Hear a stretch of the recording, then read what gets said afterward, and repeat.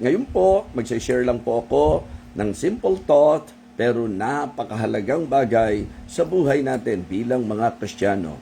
Hebrews chapter 13 and verse number 15 ang ating pong teksto. Hebrews chapter 13 and verse number 15. By Him therefore, let us offer the sacrifice of praise to God continually.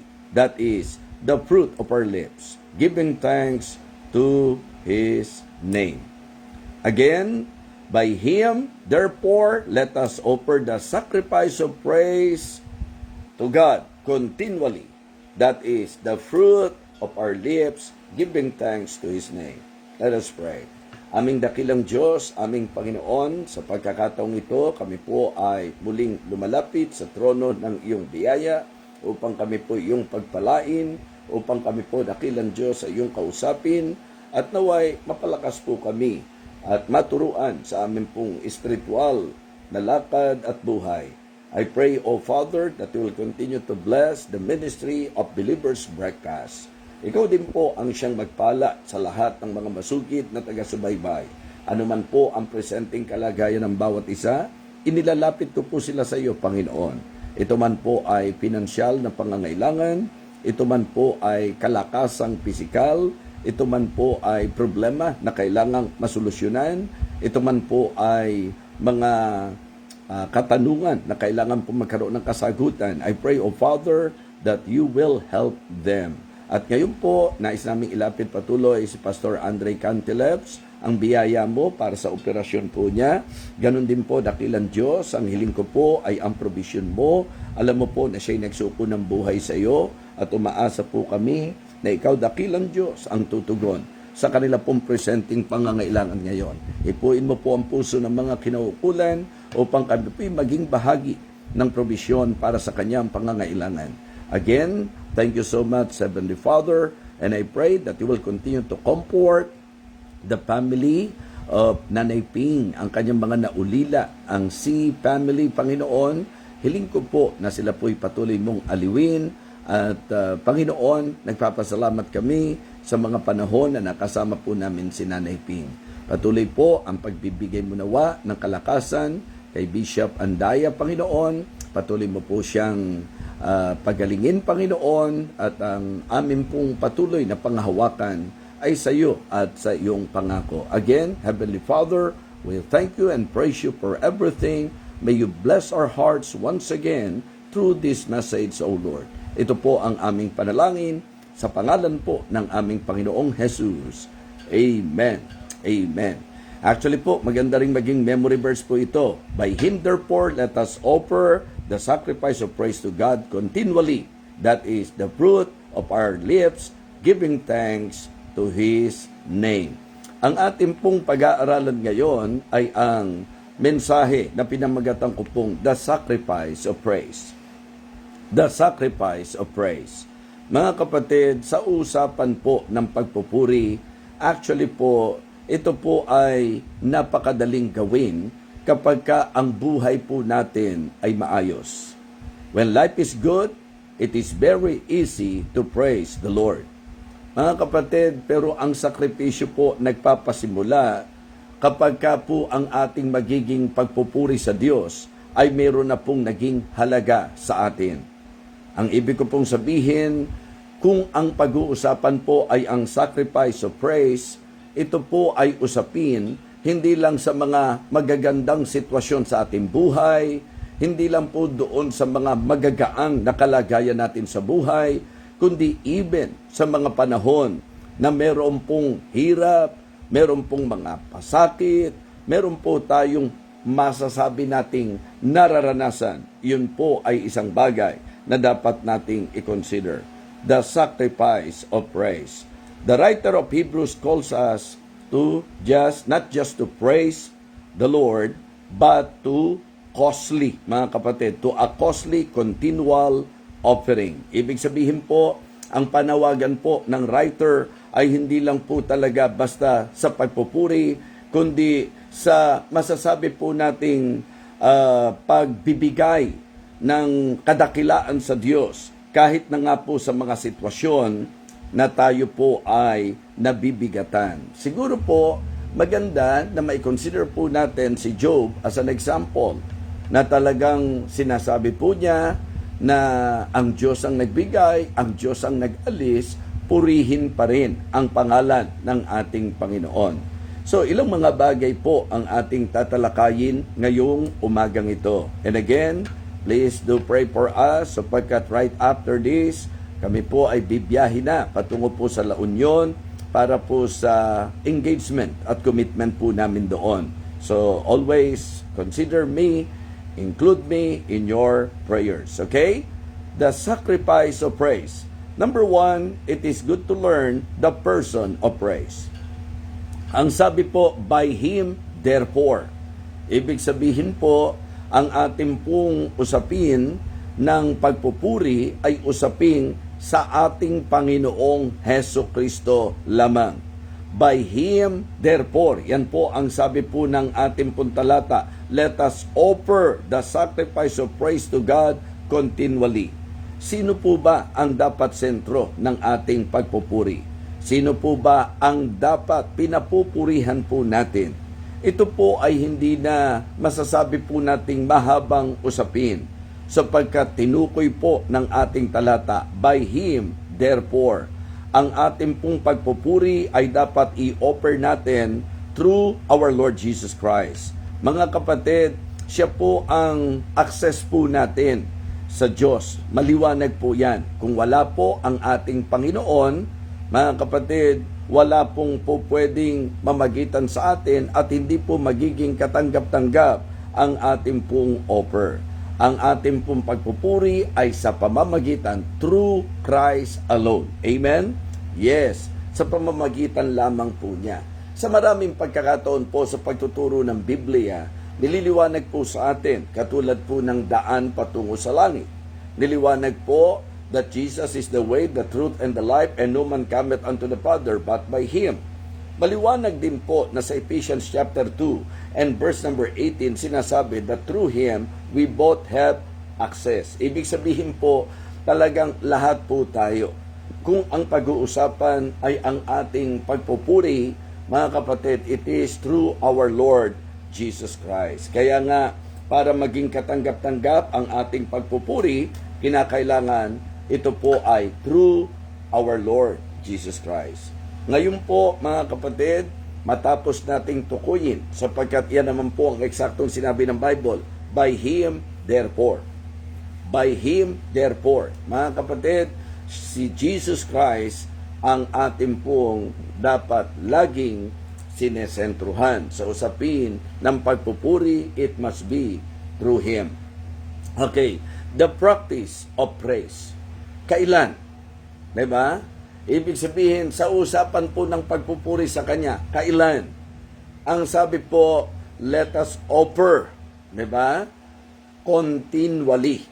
Balikan niyo po yung sinabi po ng talata. Excuse me. By Him, therefore, let us offer the sacrifice of praise to God continually. So, nililiwanag natin na nililid tayo ng talata by Him. Ibig sabihin, through Christ alone. Diba? By Him, therefore, let us offer the sacrifice of praise to God. Gusto nating magpuri sa Diyos? Gusto nating mag-offer ng papuri sa Diyos? Unang tinalakay natin, the person of praise through Christ alone. Okay? And the practice of praise, ang sabi po, let us offer the sacrifice of praise to God continually. Ito pong isang bagay na hindi madaling gawin. Yung ating pong papurihan ang Diyos continually. Amen? Mga kapatid, hindi po occasional ang pagpupuri sa Diyos. Ito po ay masasabi nating patuloy. Dapat patuloy. Katulad ng banggit ko po kanina, hindi dapat magpupuri lang tayo sa Diyos kapag magaganda ang sitwasyon. Sabi ko nga, ang best and classic example ng talagang patuloy na palagi ang pagpupuri sa Diyos ay walang iba kundi si Job, na sa lahat na naging sitwasyon sa kanyang buhay. Mga kapatid, ang pagpupuri sa Diyos hindi lang sa pagdalo mo sa church, hindi lang kapag tayo po'y nasa gawain ng Panginoon, kundi sa ating pong daily life, dapat lagi nating pinapupurihan ang Panginoon.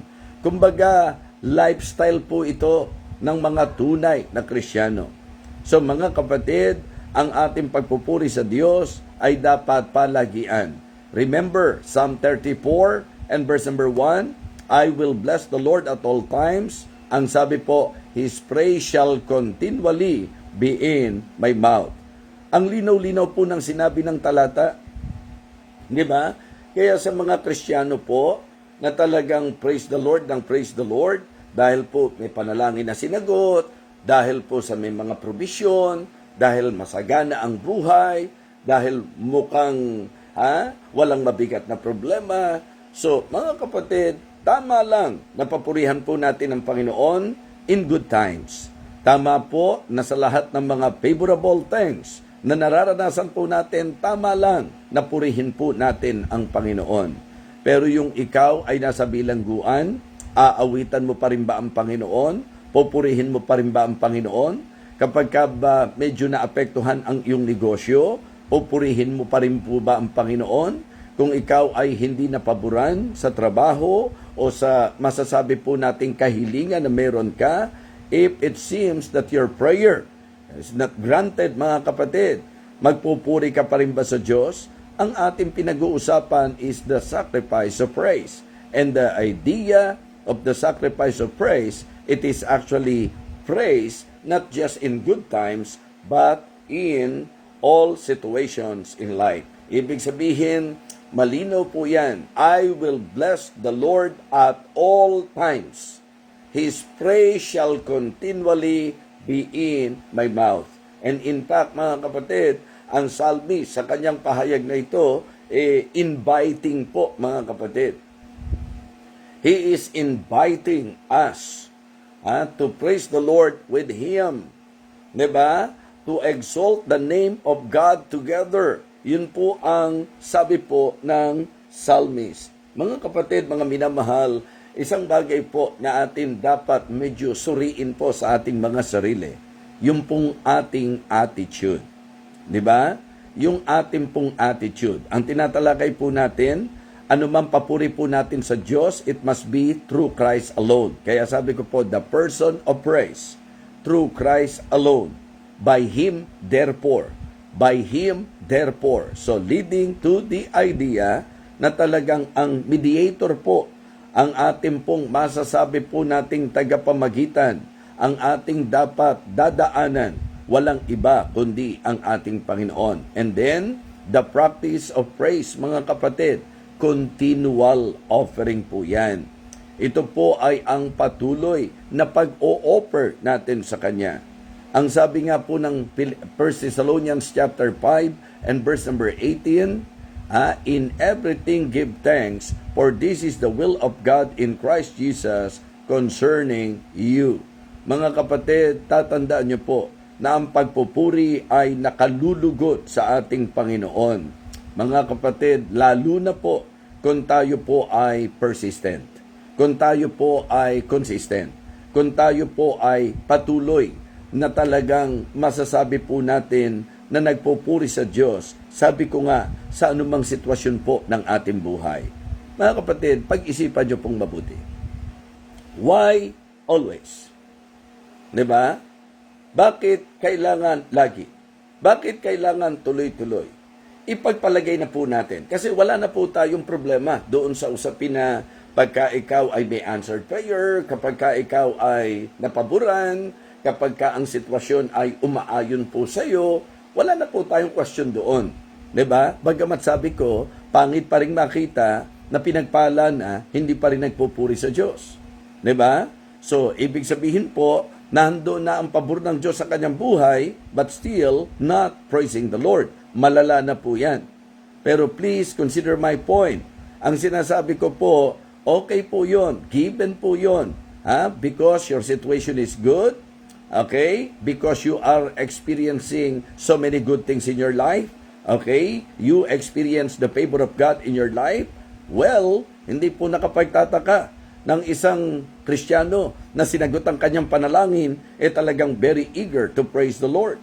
Hindi po nakapagtataka na kapag ka maganda ang takbo ng negosyo, ang talagang Kristiyano po ay eager na magpuri sa Panginoon. Kapag ka po smooth ang kanyang lakbay, so talagang natural at naiintindihan po natin na siya'y magpupuri sa Panginoon. Alam niyo po ba na kahit unbeliever, kapag kami magagandang sitwasyon, napapapraise the Lord, di ba? Nagagamit ang pangalan ng Panginoon. Sabi ko, malaking insulto po yan. Kung ikaw pinagpala ng Diyos, hindi ka marunong magpasalamat. Kung ikaw pinagpala ng Diyos, hindi ka nagpupuri sa Kanya, malaking insulto po yan. Kung may mga unbeliever na kahit wala naman po sa tamang relasyon sa Diyos, pero kapag ka po may mga magagandang nangyayari, nagpupuri sa Panginoon. But let me emphasize to you, again, my point, that in favorable situation, when everything is good, mga kapatid, pupurihin natin ang Panginoon. Pero ang concept nga po ng sacrifice of praise ay yung pong nasa kalagayan ka na parang ang hirap mag-praise the Lord. Bakit po mahirap? Kasi nga po may mga hindi naaayong sitwasyon. May mga unpleasant and unfavorable situation na nararanasan mo sa buhay. But here is my point. Kung halimbawa lang po may problema ka, kung halimbawa lang po may pinapanalangin ka na hindi nasasagot pa. Kung halimbawa lang po, parang hindi umaayon sa iyo ang sitwasyon.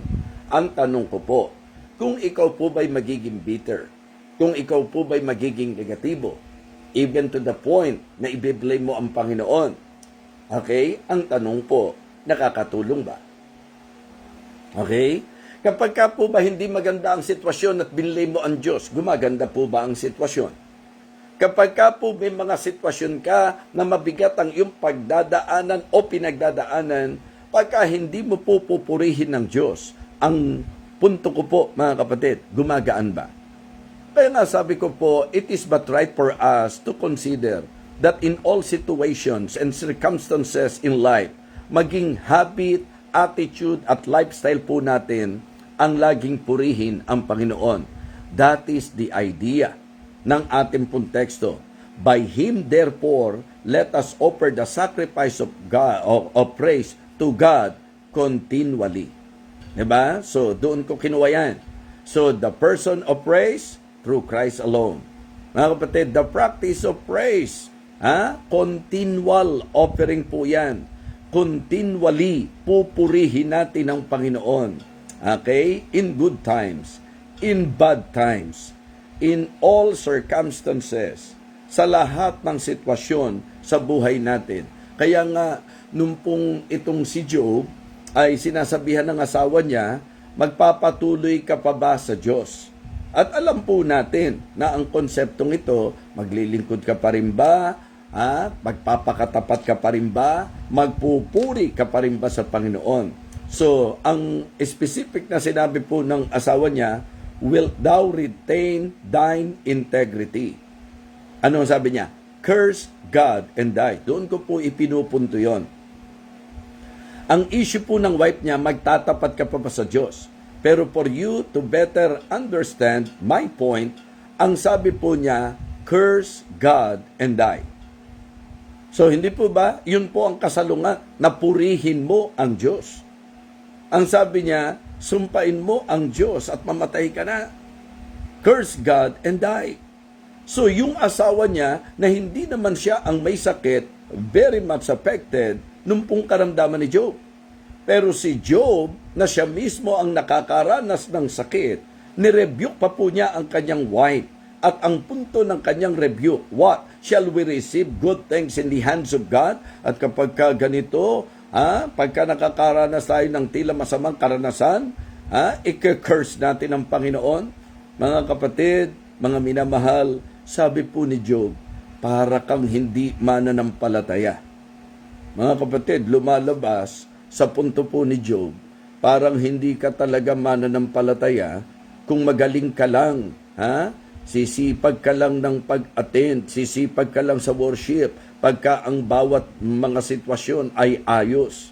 Pero kapag ka nahihirapan ka na, kapag ka nabibigatan ka na, parang gusto mo nang bigyan ng justification ang hindi mo paggawa ng kalooban ng Panginoon. Mga kapatid, mga minamahal, gusto ko pong sabihin sa inyo na ang ating pong talata ay nagtuturo na ang pagpupuri sa Diyos, yes, through Christ alone, and dapat po patuloy po yan. Okay? Don't praise the Lord doon lang sa situation na maganda ang iyong nararanasan. Mga kapatid, yan po ang konseptong gusto ko pong dalhin sa bawat isa sa atin. Okay, so dito tayo papasok sa pangatlo. Number 1, the person of praise through Christ alone. Pangalawa po, mga kapatid, the practice of praise, continual offering po yan. Let us, by Him, therefore, let us offer the sacrifice of praise to God continually. Okay? So the practice of praise, tuloy-tuloy po, mga kapatid. And then the price of praise. Yung halaga, a costly sacrifice. The sacrifice of praise. Mga kapatid, ang ibig sabihin po, pwedeng mga hulugan po ito ng pain, ng masasabi nating kawalan, at pwedeng mga pagkakataong mahirap maintindihan. Alam niyo po ba na kapag medyo nananaig yung ating pong pakiramdam, yun po yung paalala na dapat maging dominante ang ating pong faith, mga minamahal. 'Di ba? Sa usapan po ng sacrifice of praise, ito po yung idea na sasambahin mo ang Diyos sa kabila ng may pinagdadaanan ka. 'Di ba? Sasambahin mo ang Diyos. Yung idea talagang eksaktong-eksakto, the Lord gave, okay, praise the Lord. Pero yung idea the Lord had taken away. So, yun po. May times na ang magiging pagsamba mo, ang pagpupuri mo, may magiging halaga sa iyo. Kaya dapat, mga kapatid, katulad din po nung concept, nung bang ino-operan po si David, na talagang yung pagtatayo po ng templo, maging yung iyahain sa templo, freely, ibinibigay po sa kanya ni Arauna. Pero ano po ang sabi ni David? Nay, hindi po pwedeng mag-o-offer ako sa Panginoon nang walang naging halaga sa akin. So kaya mga kapatid, mga minamahal, dapat po sa usapan po ng pagpupuri sa Panginoon, dapat po handa tayo na purihin siya kahit ito ay may magiging halaga sa atin. Yung pong concept ng sinabi po ni David, doon sa offer po ni Arauna. Ang sabi niya, hindi ako mag-o-offer sa Panginoon nang walang naging halaga sa akin. Kamusta po tayo sa usapan ng pagpupuri? Kamusta po tayo sa usapan ng pagsamba? Kamusta po tayo sa usapan ng paglilingkod sa Panginoon? Hindi po ba tayo kaya lang naglilingkod dahil nga po sa maganda ang sitwasyon? Kung halimbawa po ba sa magiging pagpupuri natin, kung halimbawa po ba sa magiging pagsamba natin, ito po ay mangangahulugan ng halaga sa bahagi po natin, sakripisyo sa bahagi po natin. Yung pong medyo masasaktan po tayo, ang tanong, willing pa rin po ba tayo na mag-offer sa Panginoon? Okay?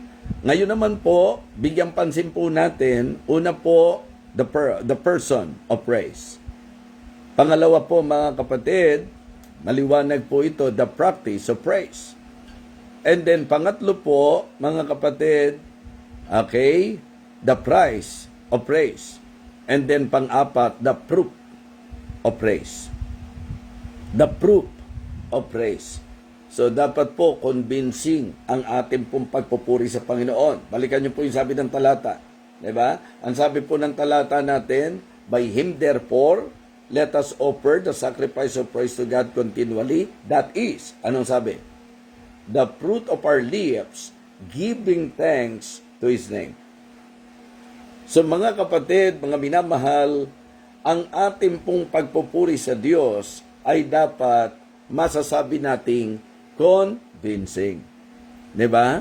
Yung talagang masasabi nating kapanipaniwala.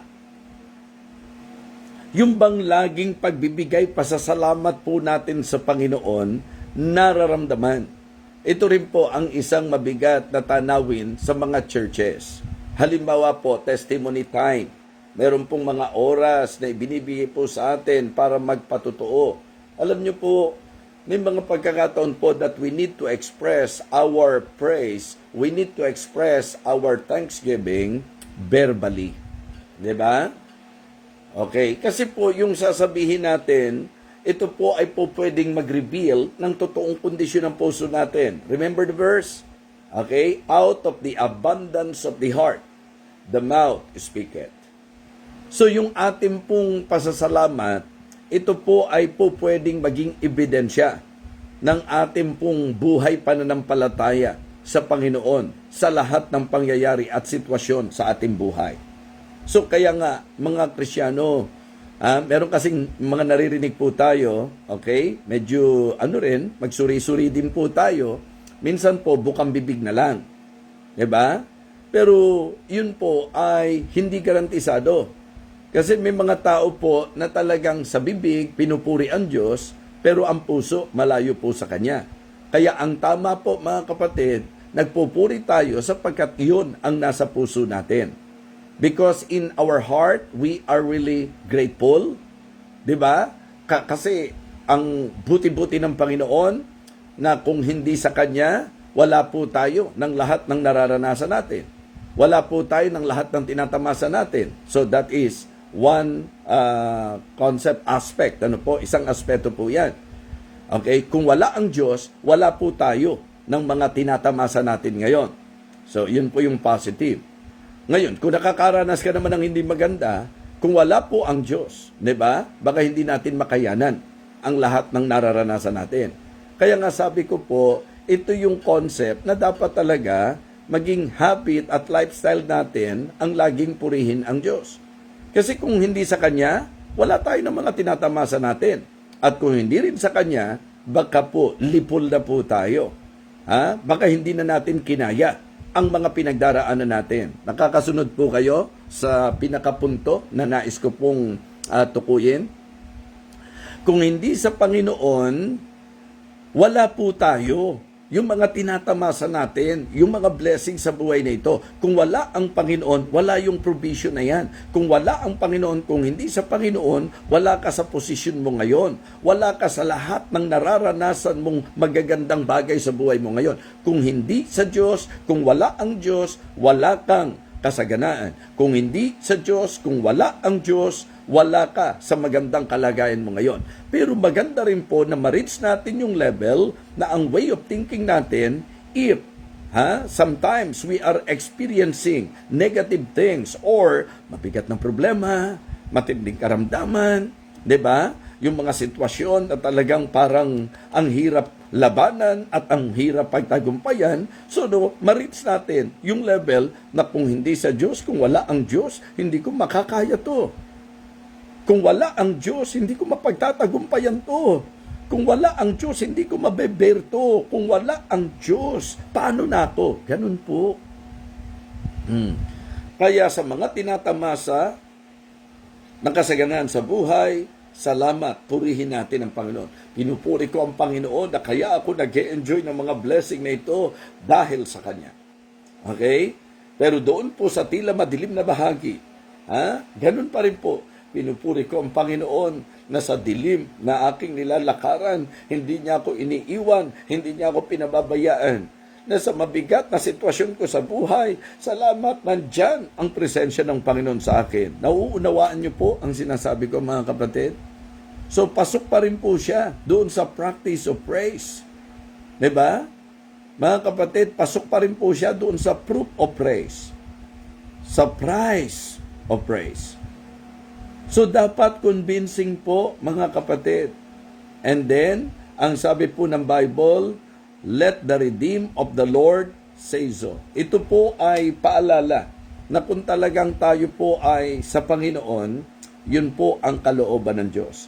Sa Colossians, niliwanag po na talagang aawit tayo ng may biyaya sa ating mga puso, sa ating pong Panginoon. So, yan po ang ating mensahe. And last but not the least, the purpose of praise. The purpose of praise, mga kapatid. So ano ang dahilan? Ang sabi po giving thanks to His name. By Him therefore let us offer the sacrifice of praise to God continually. Diba? Yun po ang sinasabi po ng salita ng Diyos. So ang purpose po natin, maliwanag. Diba? Na ang ating Panginoon ay ating pong patuloy na maparangalan.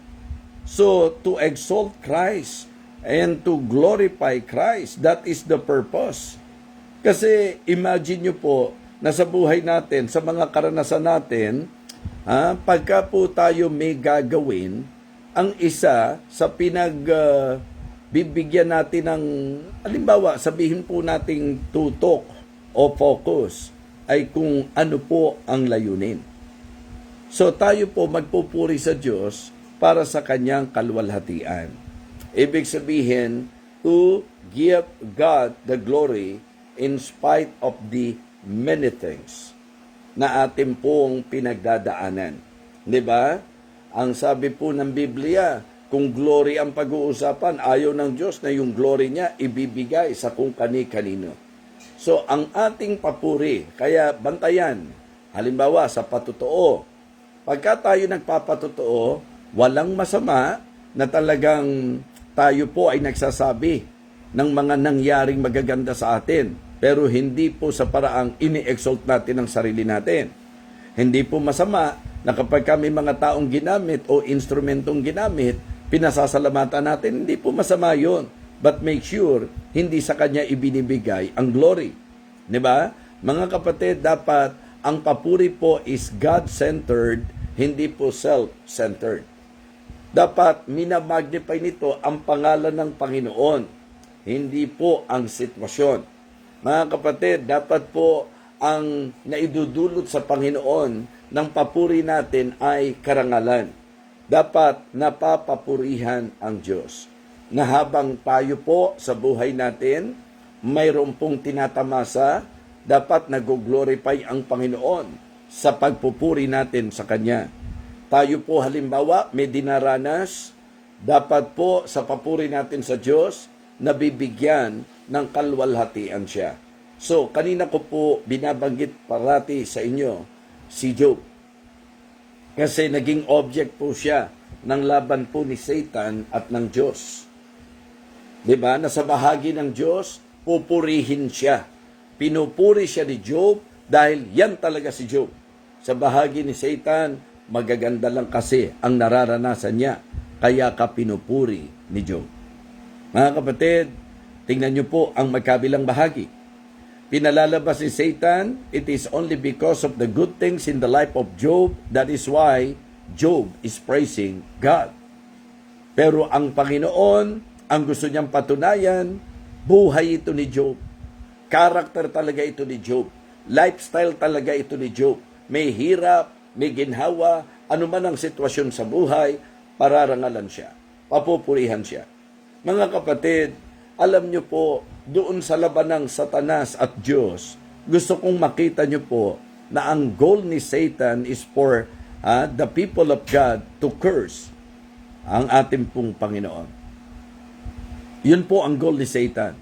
Subukan mo yan. Paranasin mo nang hindi maganda yan. Tingnan mo kung hindi kanyang sumpain ng mukhaan. You see? Talagang ang laging pagtatalo, yung bang pagpupuri na ginagawa sa Diyos. Sabi ko nga, ang iingatan nyo po, yung magmukhang tama si Satanas, na ikaw kaya ka lang nagpe-praise the Lord kasi maganda ang sitwasyon. Kasi yun po ang akusasyon ni Satanas eh. That is exactly the point of Satan, na gusto niyang palabasin talaga eh. Na iyang si Job nagpupuri lang sa iyo kasi maganda ang business, kasi masaya ang pamilya, kasi ganito, ganyan. Diba? Napapaboran mo siya, binakuran mo siya ng pagpapala. Yan po ang mentalidad ni Satanas. Na para bang ang gusto niyang palabasin, ang pagpupuri sa Diyos, pag magaganda lang ang nangyayari. Kaya kapag hindi maganda ang nangyari, ang talagang kaisipan ni Satanas, susumpain mo ang Diyos. Yan po ang talagang mentalidad ni Satan. And sad to say, may mga ganun. May mga Kristiyano raw, Kristiyano, na sa sitwasyon sa buhay, pag hindi maganda, sinisisi ang Diyos. Mga kapatid, mga minamahal, sinabi ko na po sa inyo kanina, hindi kayo matutulungan ng pagsisisi natin sa Diyos, yung pagkasinisi natin ng Panginoon. No! Why not? Just consider the example of Job that in all situations in life, pupurihin mo ang Panginoon. Amen? So napakaganda na ito po'y maging paalala sa atin. The person of praise through Christ alone. Okay? Mga kapatid, the practice of praise continually, dapat tuloy-tuloy po yan. Okay, the price of praise, minsan costly po ang ating magiging pagpupuri. The proof of praise, dapat convincing po mga kapatid. And then the purpose of praise, dapat Christ exalting po. Dapat ang glory sa Diyos po natin na ibibigay. So muli po, ngayong umagang ito, maganda po na sa ating pinagsalusaluhan, magkaroon tayo ng pagsusuri, mga kapatid. Kamusta po tayo sa usapang pagpupuri sa Diyos? Ang ating pong talata, ang sabi po, by Him therefore, let us offer the sacrifice of praise to God continually. Diba? By Him therefore, let us offer the sacrifice to God continually. And then, sacrifice of praise, yun po yung ating sinentruhan. So, ngayong sandaling ito, ang sabi po, that is the fruit of our lips, giving thanks to His name. Nawa, masumpungan tayo ng mga Kristiyano na ang laging tibok ng puso, ang laging pakbo ng isip, ay papurihan ang ating Panginoon. Mga salitang dapat na iwanan po sa atin, mga paalalang dapat natatak sa puso natin, na ang hindi natin pagpupuri sa Diyos ay hindi magpapabago ng ating sitwasyon. Kung dahil may problema ka, hindi ka magpupuri sa Diyos, hindi po nasosolve ang iyong problema. Kaya better to imitate the example of Job. The Lord gave. Ang Diyos ang nagbigay. The Lord that taken away. Ang Diyos ang nag-alis. Binawi ng Panginoon. Purihin ang pangalan ng Panginoon. Kung ating pong uunawaing mabuti, ito po'y mensahe na magandang paalala sa bawat mananampalataya. Mga kapatid, the sacrifice of praise. Ang sabi po, by Him therefore let us offer the sacrifice of praise to God continually, that is the fruit of our lips, giving thanks to His name. The sacrifice of praise. Let us pray. Dakilang Diyos, salamat po sa iyong naging paggabay sa amin. Salamat po sa salita mo na nagiging paalala sa amin. Nagiging aral para po sa bawat isa. Napakaliwanag po na ang amin pong tinalakay ay pagpupuri na kung saan, Panginoon, posible na meron pong mga magiging halaga sa amin, pinaalalahanan kami na dapat sa lahat ng sitwasyon, kung meron pong kasaganahan, magpuri sa Panginoon dahil siya po ang dahilan ng aming kasaganahan. Kung meron po kaming mga hindi magagandang karanasan, purihin po namin ang Panginoon sapagkat siya pa rin po, ikaw pa rin po, Panginoon, ang dahilan kung bakit ito po ay aming nakakayanan. Kaya minsan pa, kami po ay nagpupuri sa iyo sa lahat ng ginagawa mo sa aming buhay at kung saan dakilang Diyos. Hindi po mapapasubalian ang iyong katapatan. Panginoon, naway pagpalain mong patuloy ang lahat ng taga-subaybay ng ministeryong ito.